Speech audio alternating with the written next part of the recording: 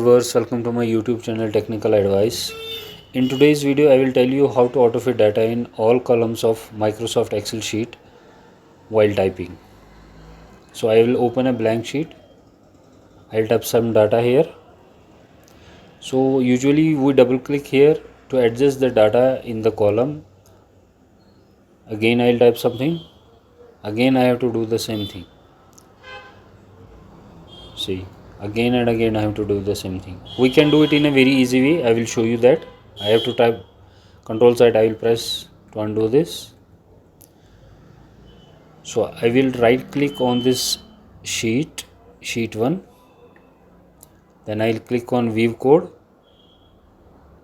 then I will click on this general, then worksheet, then I will type cells dot